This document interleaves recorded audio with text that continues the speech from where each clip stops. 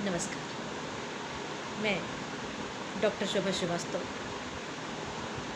आज के इस वीडियो के माध्यम से भक्ति काल की साहित्यिक प्रवृत्तियों पर चर्चा करने के लिए प्रस्तुत हूँ।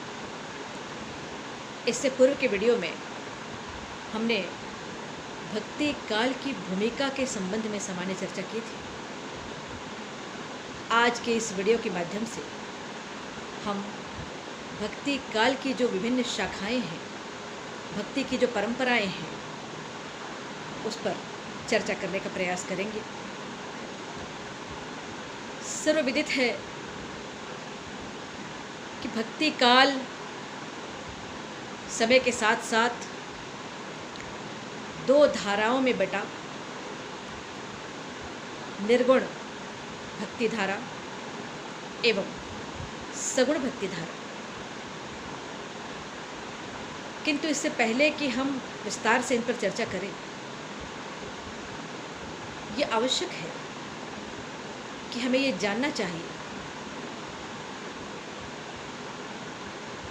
कि भक्ति परंपरा का ये विभाजन, या यूँ कहें कि साहित्यिक परंपरा का विभाजन भक्ति काल के परिप्रेक्ष्य में किसी भी तरह की वैचारिक मतभेद का परिणाम नहीं था। दरअसल इस दौर के जो संत कवि हुए, जो भक्त कवि हुए, उनकी विचारशीलता, उनकी भावना, उनकी नैतिकता, उनके आदर्श इतने व्यापक और उच्च स्तरीय थे, उनमें इतनी उत्कृष्टता थी कि यह विभाजन ईश्वर के प्रति, उस अनादि अनंत अव्यक्त ब्रह्म के प्रति उनकी व्यक्तिगत निष्ठा, श्रद्धा और विश्वास का ही परिणाम था। इन भक्त कवियों ने उस सर्वव्यापक पर ब्रह्म को जिस रूप में पूजा, जिस रूप में उनके प्रति विश्वास व्यक्त किया, उसी आधार पर उनके प्रति निष्ठा व्यक्त की और रचना कर्म से जुड़े। तो आइए इन दोनों ही प्रवृत्तियों पर क्रमशः चर्चा करें। सर्वप्रथम निर्गुण भक्ति धारा पर प्रकाश डालने का प्रयास करें। निर्गुण, जैसा कि बड़ा प्यारा शब्द है, प्रकृति के तीन गुण, सतगुण, रजगुण एवं तमगुण, सांसारिक मनुष्य इन तीनों गुणों से प्रभावित होता है।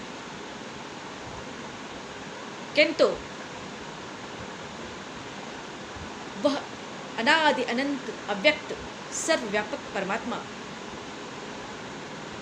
इन तीनों गुणों से परे है। ये गुण उन्हें प्रभावित नहीं कर सकते,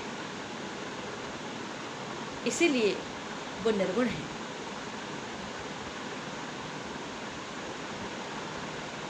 निर्गुण भक्ति धारा के संत कवियों में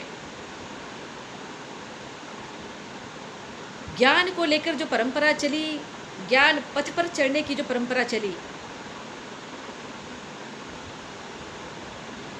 उस पथ ने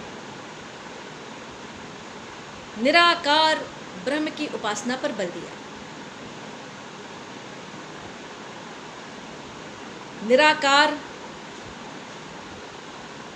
शब्द भी बड़ा व्यापक है और यूँ कहें कि इस शब्द का अर्थ बड़ा व्यापक है।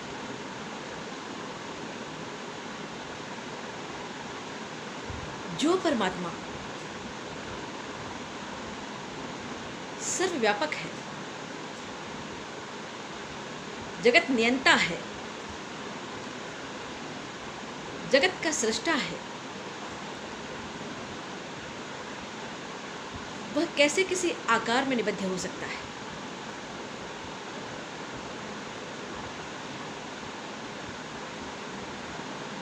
प्राणी मात्र की चेतना में, जड़ चेतन के स्वरूप में जिसकी चेतना समाहित है, जिसकी व्यापकता है,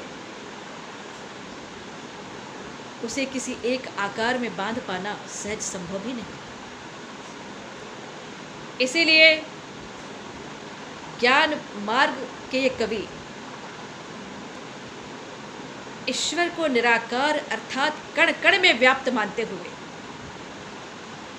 निराकार ब्रह्म की उपासना पर बल देते हैं। क्योंकि कण कण में उन्होंने ईश्वर को देखा, उनके दर्शन किए, उन्हें अनुभव किया। इसीलिए मानव मात्र में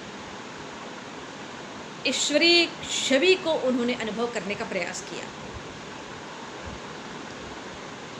और यही कारण है कि समाज में व्याप्त विसंगतियों, समाज में व्याप्त विद्रुपताओं और जो भी प्रतिकूल परिस्थितियां उन्हें दिखाई देने लगी, उन आडंबरों का, उन कर्मकांडों का उन्होंने विरोध ही नहीं किया, बल्कि निरंतर सुधार का प्रयास करते हुए एक सार्थक, सफल और मानवोचित वातावरण का निर्माण करने के लिए ये संकल्पित हुए।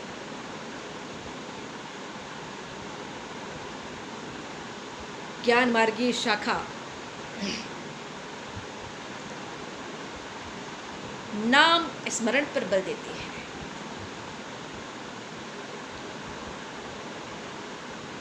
ईश्वर का नाम जप और नाम जप से ही ईश्वर की कृपा प्राप्ति का साधन जुटाने का इनका सतत प्रयास रहा है। इसलिए भक्ति काल की ज्ञानश्री शाखा के जितने भी संत और भक्त कवि हुए हैं, इन्होंने नाम स्मरण को विशेष महत्व दिया है।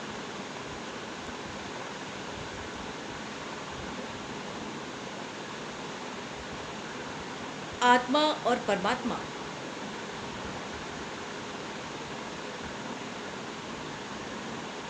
इन दोनों के एकाकार हो जाने के लिए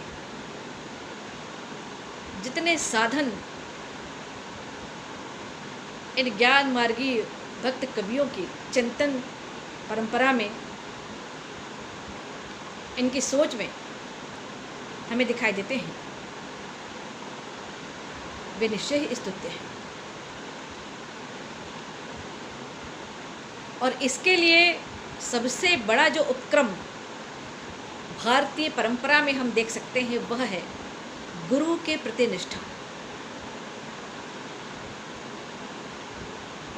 गुरु जिसकी कृपा प्राप्त करके, जिसके मार्गदर्शन पर चलकर मनुष्य अपने जीवन को धन्य करता है, जीवन का उत्थान करता है, जीवन को गहराई से समझने का प्रयास करता है, और सबसे बड़ी बात, मानव जीवन के मूल उद्देश्य को जानने का प्रयास करता है। उन गुरु के प्रति श्रद्धा, समर्पण और विश्वास की पराकाष्ठा हमें ज्ञान मार्गी शाखा में विशेष रूप से दिखाई देती है। इस काल के जितने भी काव्य लेखन की परंपरा हमें दिखाई देती है, वो प्रायः मुक्तक शैली में,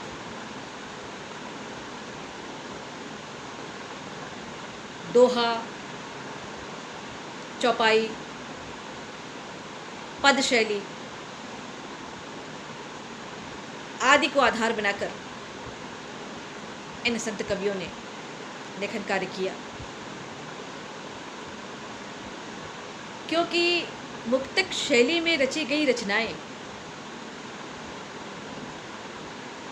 स्वाभाविक रूप से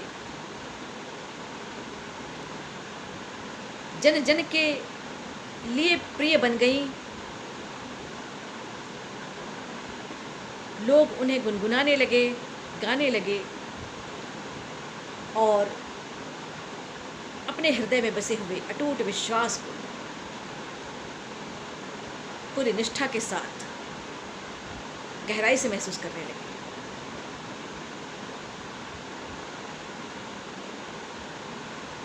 सबसे विशेष बात जो इस काल में दिखाई देती है वो भाषा के आधार पर है। बड़ी प्यारी और रोचक भाषा इस दौर के कवियों की रचनाओं में हम देख पाते हैं।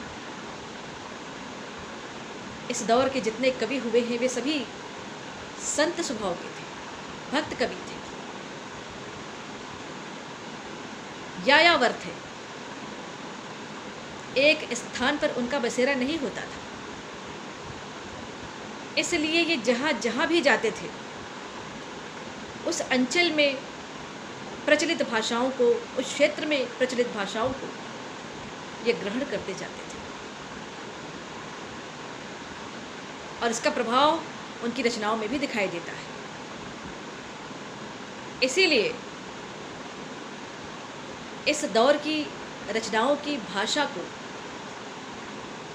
खिचड़ी भाषा या सधुक्कड़ी भाषा कहा जाता है।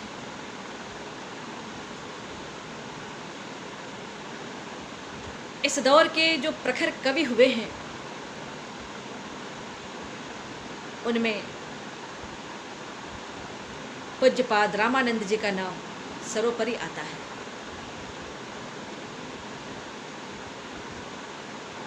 और उनके शिष्य संत कबीर की रचनाओं के आक्रामक तेवर ने तो जैसे इस दौर को एक अलग ही पहचान दी।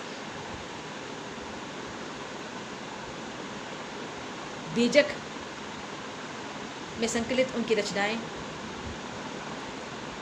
आज भी जन चेतना के उत्कर्ष का आधार है। इनके अतिरिक्त रैदास,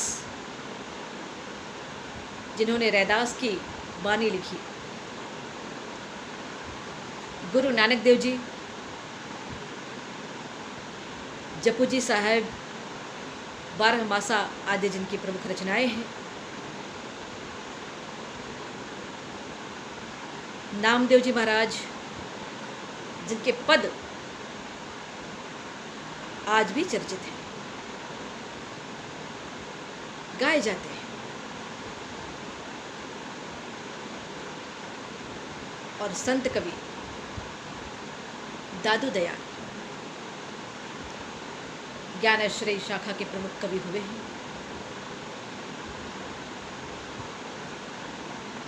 इसी धारा के साथ साथ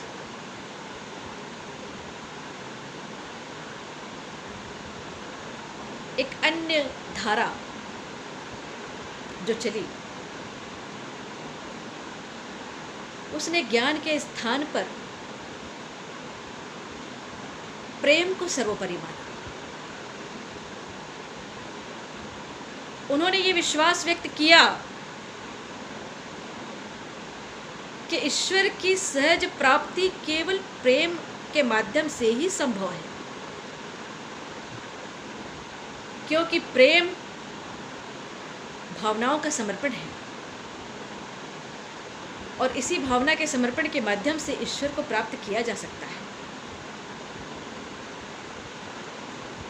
प्रेमाश्रयी शाखा के कवि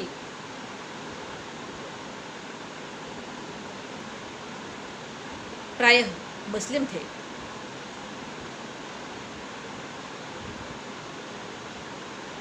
और प्रेम के लौकिक पक्ष को आधार बनाकर अलौकिक प्रेम की अभिव्यक्ति का जो मार्ग इन्होंने निरूपित किया है, वो भक्ति काल की एक सर्वश्रेष्ठ उपलब्धि है।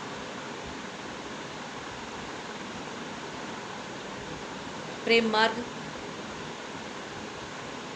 सहजता का मार्ग है, समर्पण का मार्ग है, क्योंकि प्रेम अपने आप में इतनी अतुल शक्ति है इन कवियों के अनुसार, फिर और किसी जतन की आवश्यकता नहीं ईश्वर को अनुभव करने के लिए। इसीलिए इस दौर के मुस्लिम कवियों ने प्रेम कथाओं को अपनी कविता का आधार बनाया। भारतीय परंपरा में प्रचलित ऐसी कथाएं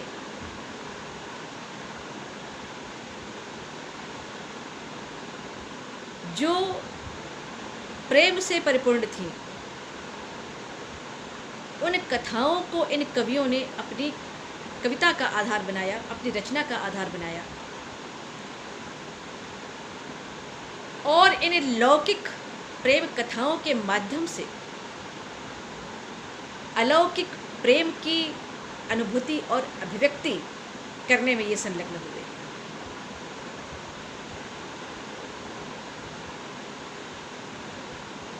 अर्थात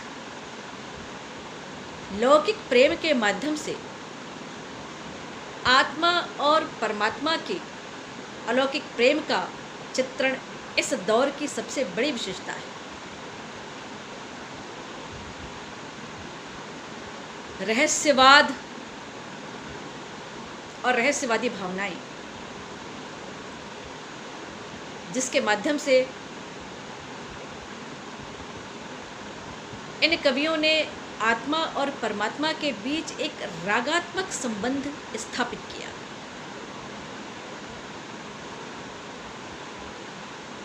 और रागात्मक संबंध इस रूप में कि इन्होंने आत्मा को प्रेमी मान लिया, प्रेमी का स्थान दिया, और परमात्मा को प्रेयसी, प्रियतमा के रूप में चित्रित करके उन्हें पाने का निरंतर प्रयास किया। ये परंपरा, ये विचारधारा ज्ञान मार्गीय संत कवियों की विचारधारा से विपरीत थे, क्योंकि भारतीय परंपरा के ज्ञान मार्ग के जो संत कवि थे,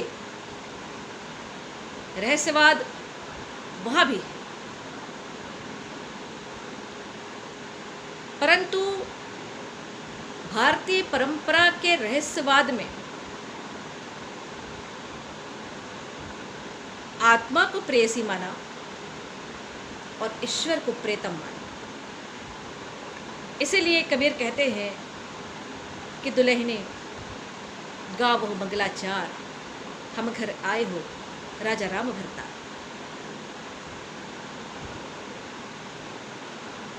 प्रेमाश्रयी शाखा प्रेम की संपूर्णता और प्रेम के समर्पण पर बल देती है, और जहाँ प्रेम है, प्रेम को पाने की ललक है, प्रिय पात्र की निकटता की ललक है, तो विरह की अनुभूति भी स्वाभाविक रूप से वहाँ पर उजागर होती है। विरह की साधना इस काल की विशेषता के रूप में हमें दिखाई देती है। विरह की साधना अर्थात प्रेमी से दूर होकर भी दूरी का एहसास न हो,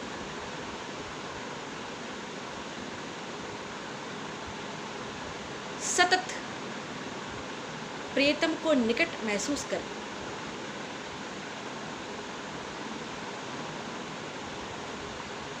निरंतर उसकी उपासना में, उनके समर्पण में गीत गाना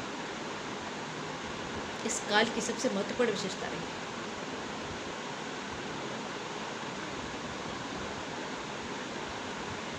विरह वेदना की भावना प्रधान अभिव्यक्ति हमें जयसी जी की पद्मावत में उस समय दिखाई देती है, विशेष रूप से जब नागवती कहती है कि जही पंखे के नियर होई, कहे विरह के बात, सोई पंखी जाई जरी, तरवर होई निपात।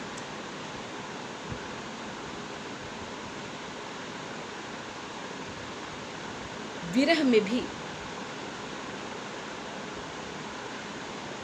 उस प्रीतम से, ईश्वर से क्षण भर के लिए भी दूर न होने की भावना विरह की अतुल साधना के रूप में इस काल में हमें दिखाई देती है। मसनवी शैली, चूँकि ये कवि मुस्लिम परंपराओं से जुड़े हुए थे, मसनवी शैली उनके काव्य में हमें दिखाई देती है। इस शैली में भी भारतीय परंपरा की तरह मंगलाचरण, ईश्वर वंदना आदि की परंपराएं हैं। और जैसा कि भारतीय रचनाओं में सर्गबद्धता काव्य की मूल विशेषता रही है, तो उसके ठीक प्रतिकूल मसनवी शैली में कथा निरंतर प्रवाहमान होती रहती है।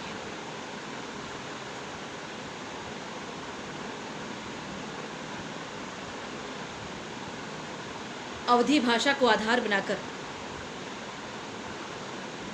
इन कवियों ने जो रचनाएं लिखी,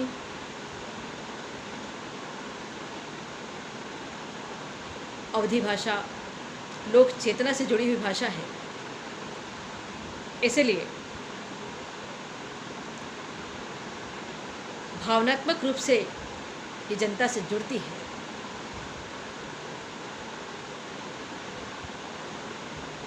इस दौर के प्रमुख कवियों में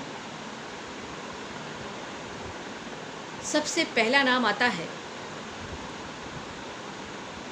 मुल्ला दाऊद जी का, जिनकी कृति का नाम है चंदायन। और जैसा कि पहले चर्चा की गई है कि भारतीय जीवन में प्रचलित लोक कथाओं को, प्रेम कथाओं को आधार बनाकर इन मुस्लिम कवियों ने अपनी रचनाएं लिखी हैं, तो इस दौर की रचनाओं में और कवियों में शेख कुतुबन, जिन्होंने मृगावती की रचना की, मंझन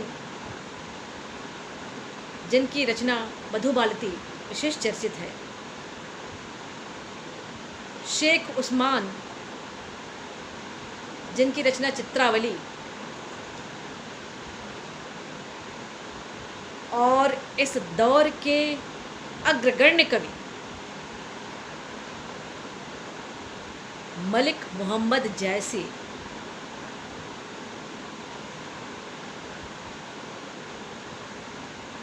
जैसी जी को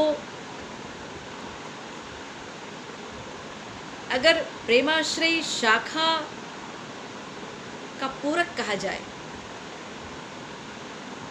पहचान कहा जाए, तो अतिशयोक्ति नहीं होगी, क्योंकि जब जब प्रेमाश्रयी शाखा की बात होती है तो जयसी जी का नाम स्वमेव जुबान पर आता है। जयसी जी के बहुचर्चित लोकप्रिय कृति पद्मावत और अखरावट आदि कृतियाँ जनचेतना से जुड़ी हुई कृतियाँ हैं।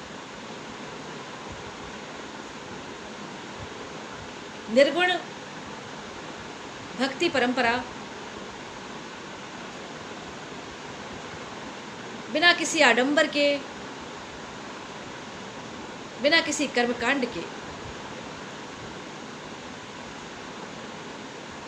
आत्मा को परमात्मा से मिलाने का उपक्रम करती हुई प्रतीत होती है।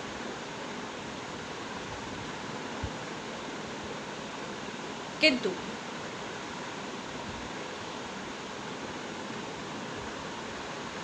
इसी के साथ साथ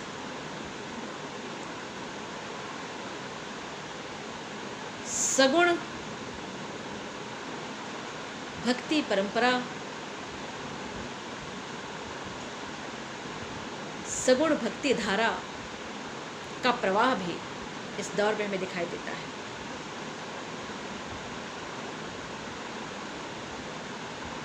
सगुण भक्ति धारा के कवियों ने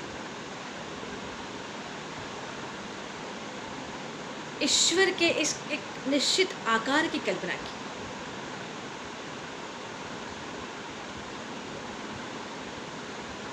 अपनी भावनाओं, अपनी श्रद्धा और अपने विश्वास के अनुरूप ईश्वर को एक स्वरूप में देखने का प्रयास किया और उन्हीं के चिंतन में ये लीन हुए।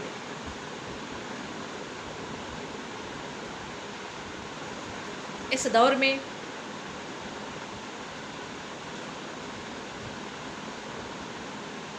यद्यपि भक्ति की अनन्य धाराएं चलती रही,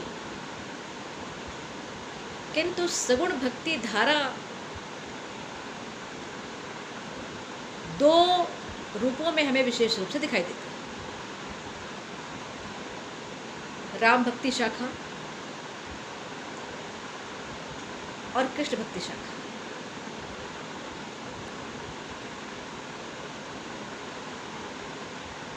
राम भक्त कवियों ने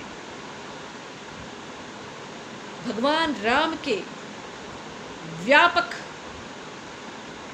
स्वरूप का चित्रण किया। दूसरे शब्दों में उनके स्वरूप की व्यापकता को जन जन की चेतना से जोड़ने का सफल प्रयास किया।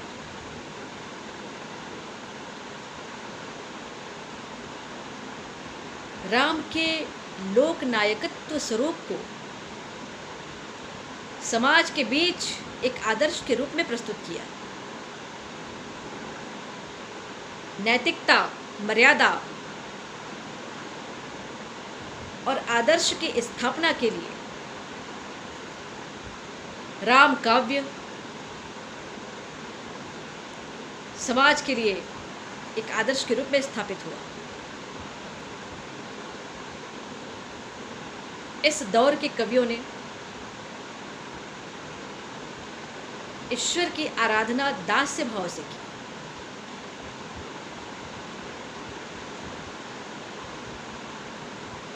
दास्य भाव में संपूर्ण समर्पण के प्रति निष्ठा रखते हुए इन कवियों ने भगवान राम के प्रति अपनी निष्ठा का परिचय दिया।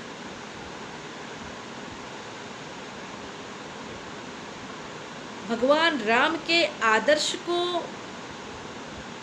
उनके रामत्व को चित्रित करते हुए अपने कविताओं के माध्यम से राम भक्ति धारा के कवियों ने समाज में जिस समन्वय, जिस सामंजस्य के स्थापना का प्रयास किया,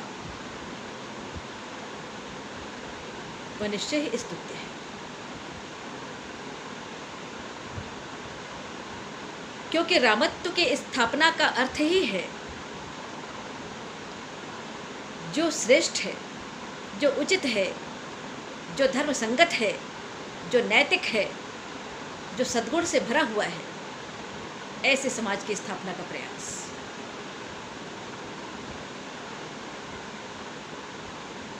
राम के लोक नायकत्व भावना को चित्रित करते हुए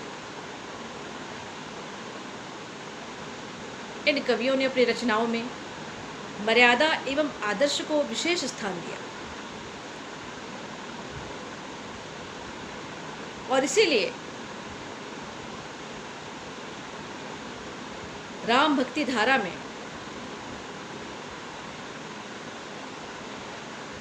या इस धारा से जुड़े हुए जो जितने कवि हुए हैं, उनकी रचनाओं में लोक मंगल की भावना विशेष रूप से हमें दिखाई देती है। क्योंकि राम भक्ति धारा के जितने कवि हुए, उन्होंने सत्यम शिवम सुंदरम की भावना से ही काव्य सर्जन किया, और जहाँ सत्यम शिवम सुंदरम की भावना होगी, वहाँ मधुरम की स्थापना तो स्वमेव हो जाएगी, उत्कृष्टता की स्थापना तो स्वमेव हो जाएगी, लोक मंगल की स्थापना तो स्वमेव हो जाएगी। इसलिए राम भक्ति धारा के कवियों की संपूर्ण रचनाएं लोक मर्यादा का प्रतीक बन गई, जनता के आदर्श का प्रतीक बन गई, नैतिक मूल्यों की स्थापना के लिए, सामाजिक मूल्यों की स्थापना के लिए, मानवीय मूल्यों की स्थापना के लिए इस दौर के कवियों ने जो प्रयास किया अपनी रचनाओं के माध्यम से, वह निश्चय ही स्तुत्य है, प्रणम्य है। इस दौर के कवियों में अग्रदास, ईश्वरदास, नाभादास, नरहरिदास, केशवदास और प्रातः स्मरणीय नाम तुलसीदास, जिनकी रचना रामचरितमानस आज भी घर घर में गाई जाती है। यह रचना राम के प्रति भक्ति और समर्पण का पर्याय बन गई है।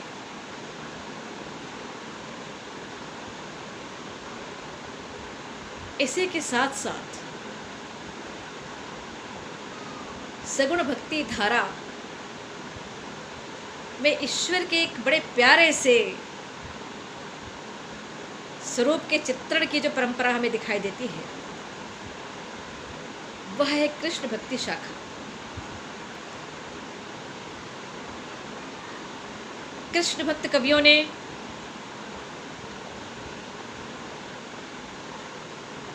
ईश्वर के कृष्ण स्वरूप को अपनी भक्ति का आधार बनाया और भगवान कृष्ण की विविध लीलाओं का गान करते हुए अपनी रचनाएं लिखी।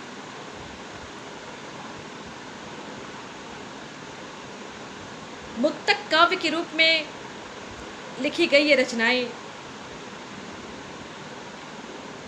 कृष्ण भक्ति का पर्याय बन गई। प्रायः पद शैली में इन रचनाओं का लेखन हुआ इस दौर में।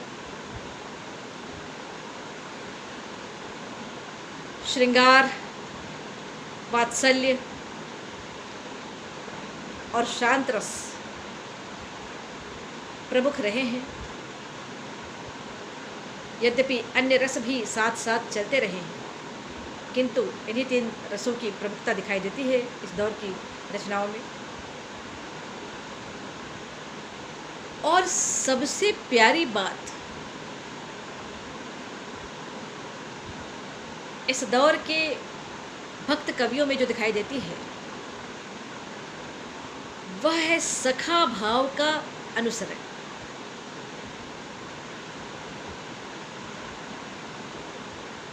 भक्त वत्सल भगवान से अगर सखा भाव से जुड़ा जाए, उन्हें मित्र मान लिया जाए, अपना बंधु मान लिया जाए,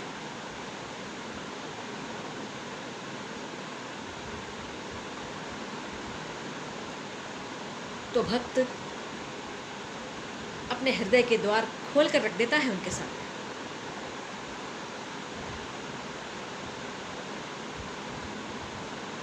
मित्रवत्सल भगवान की वंदना श्री कृष्ण की वंदना इस दौर के सखा भाव बहुत व्यापक रूप से चित्रित करती है। ब्रज भाषा जैसी मधुर हृदयस्पर्शी भाषा का प्रयोग इस दौर की कविताओं में जादू भर देता है, अत्यधिक प्रभावशाली बना देता है इन रचनाओं को।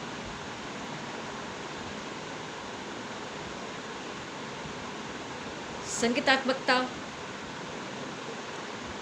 इस दौर की रचनाओं की विशेषता है। आज भी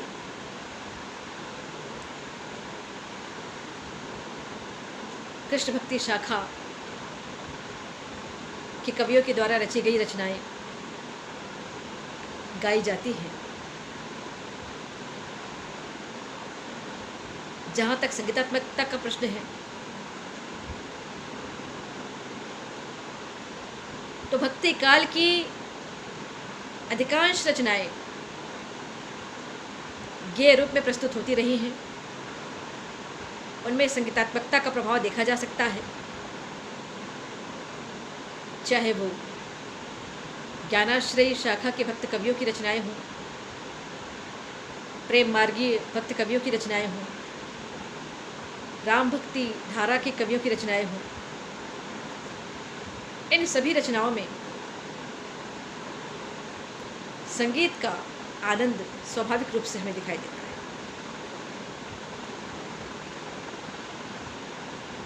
कृष्ण भक्ति शाखा के जो प्रमुख कवि हुए हैं, उनमें पुष्टि मार्ग के अंतर्गत अष्टछाप के जो कवि हैं,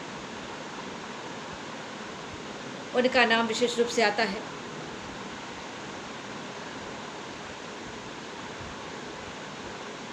जन जन में प्रचलित नाम सूरदास, कुंभनदास, परमानंद दास, कृष्णदास, नंददास, चतुर्भुज दास, शीत स्वामी, गोविंद स्वामी आदि।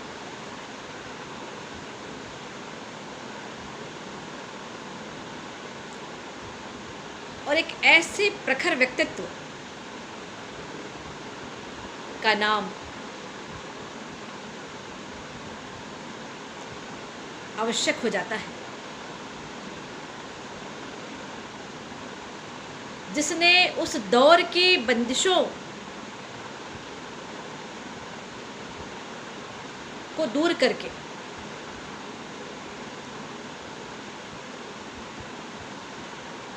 सामाजिक बंधनों की बेड़ियों को तोड़ करके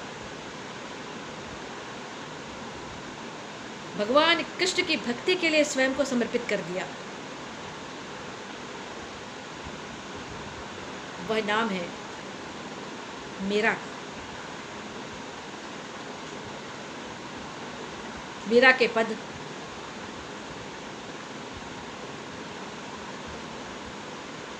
जो आज भी जन जन में प्रचलित हैं, गाए जाते हैं, गुनगुनाए जाते हैं।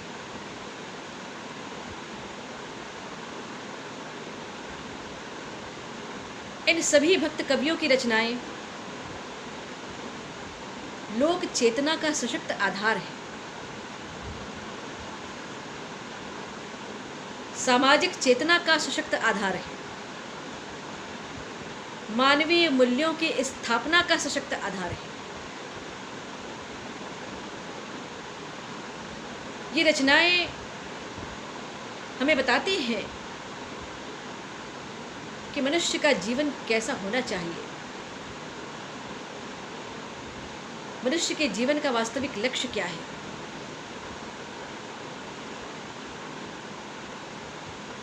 भक्त कवियों की रचनाएं केवल पढ़ने और सुनने भर के लिए प्रतीत नहीं होती, ये ग्रहण करने के लिए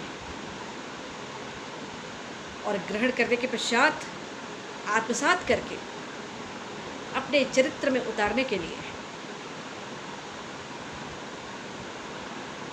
भक्ति काल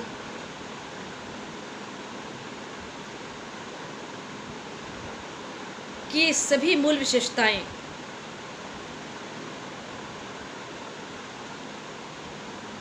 इस वीडियो के माध्यम से केवल संकेत मात्र हैं।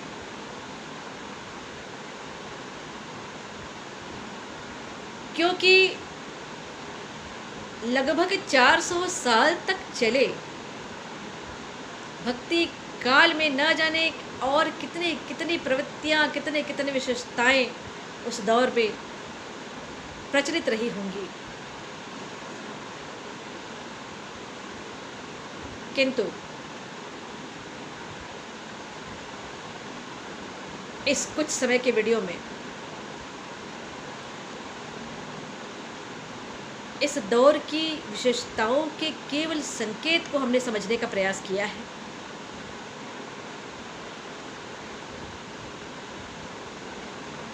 सहज रूप से इन विशेषताओं को जानने का हमने प्रयास किया है, जिससे विद्यार्थी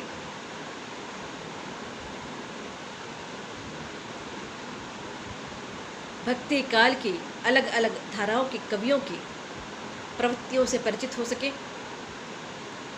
उन्हें समझ सके और उनकी रचनाओं के मर्म को अपने जीवन में उतारने का प्रयास कर सके।